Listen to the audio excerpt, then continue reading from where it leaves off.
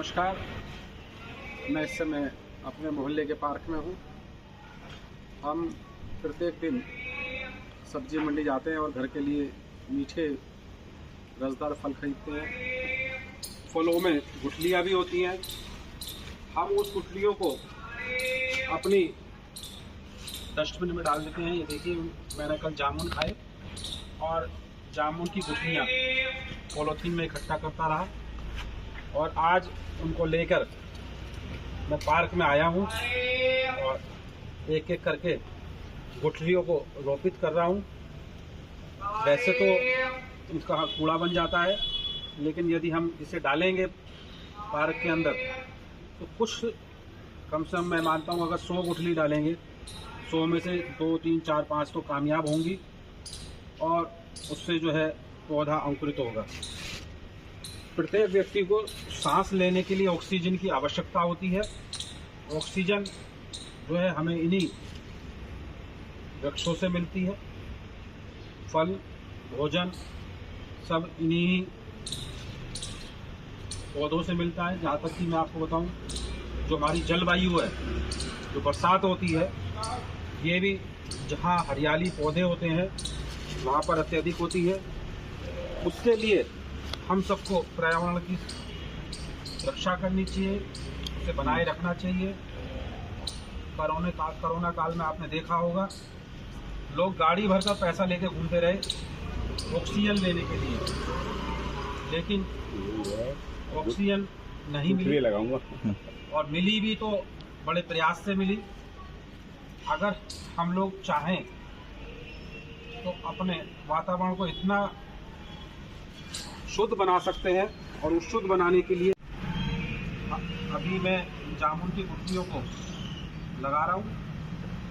मुझे उम्मीद है कि इसमें कुछ पौधे, मैं मानता हूँ कि अगर मेरे इस पार्क में 5 पौधे भी इस जामुन की गुठलियों से कामयाब हो गए तो बहुत बड़ी बात है।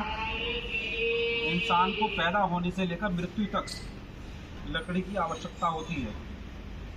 जब अंतिम संस्कार होता है उसमें भी लकड़ियों की आवश्यकता पड़ती है, और जीवित रहते हुए भी लकड़ी की, फर्नीचर के, दरवाज़ों के लिए फर्नीचर की, और हमें और भोजन के लिए आप समझ ही रहे हैं। प्रत्येक व्यक्ति चाहता है कि मुझे अच्छा फल खाने को मिले, अच्छी ऑक्सीजन मिले, वायु शुद्ध हो, लेकिन उसके लिए हमें ही मेहनत करनी पड़ेगी। हमें ही वातावरण को अच्छा बनाना पड़ेगा। इस साल आपने देखा होगा टेम्परेचर 45 डिग्री तक पहुंचा। एसी ने काम करना बंद कर दिया। लोग खड़े खड़े चक्कर खा के गिरने लगे।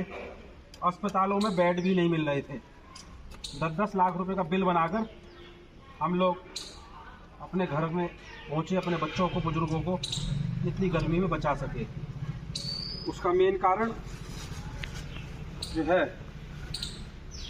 हमने पर्यावरण को, आ जाओ मुकेश जी, आ जाओ। हाँ, लगाओ।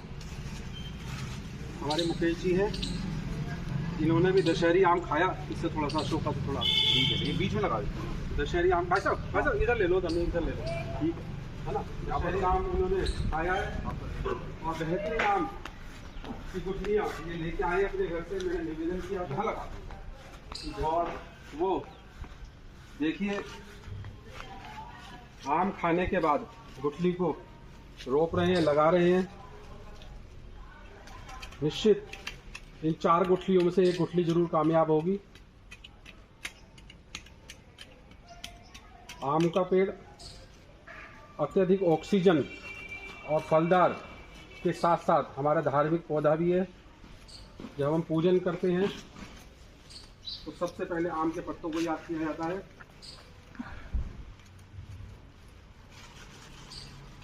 बहुत ज़्यादा गहरी भी होती है।